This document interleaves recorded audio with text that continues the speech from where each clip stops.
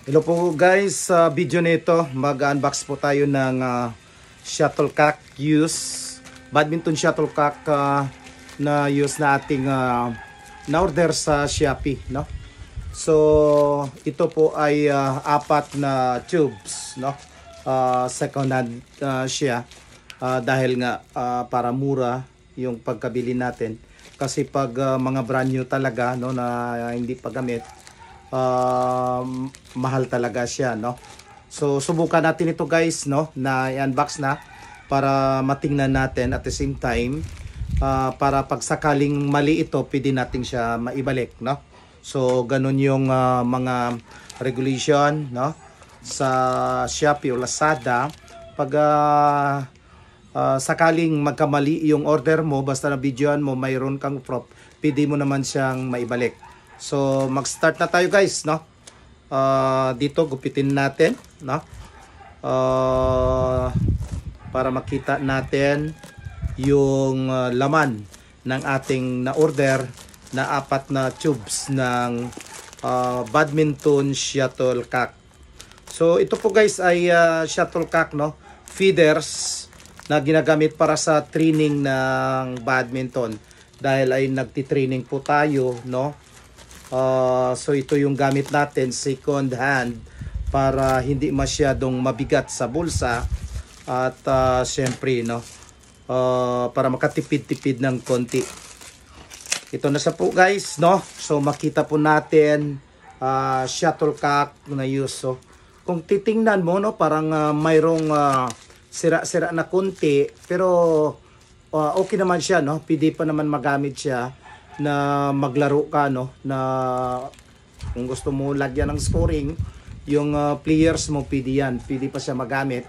Pero kung sa mga tournament talaga official, hindi na yan pwede, dahil nga use siya ito, dahil the main purpose of this use shuttlecock is for training. So papatuloy po natin guys, no, yung pagbukas. Dito po siya, no, pagpatuloy po natin yung pagbukas na makita natin yung apat na tubes ng shuttlecock. Yan po, no? Okay, so still we'll try to use the scissor para mabilis nating mabuksan itong apat na tubes. Okay, ito siya. Pero nakita naman natin partially guys, no, na parang okay naman siya. Parang mabuti, parang maganda nga ito, no, kung as compare sa mga nauna nating nabili. Ayan po siya. So apat na tubes, no, na badminton shuttlecock use. So gamit siya ito guys, no, second hand. Ayun po, no.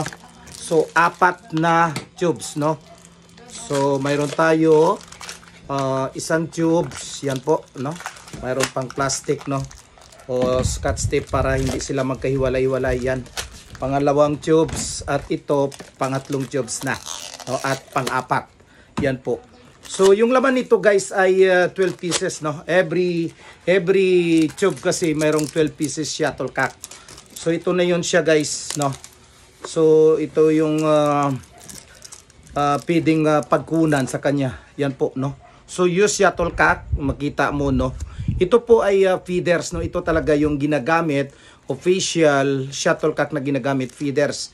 Kasi guys, dalawa yung ginagamit, no, na shuttlecock. Pag gusto mo maglaro yung plastic, pero for training lang yon, for training purposes. Samantala itong feeders ay ginagamit talaga for official, for tournament na talaga. So there are 12 pieces, no, in one tube. Yan po siya, no. So use siya, mayroong konting sira-sira dahil nga use siya second hand. Kasi pag bumili ka nito guys ng bago, makaabot ng mga 1,400, 1,300, no, for one tube sa 12 pieces. Samantala ito mura-mura siya ng konti dahil nga gamit na siya. Ito po guys ay na-order natin galing pa ng Malaysia, no, dahil dito sa Pilipinas wala kang makita na use.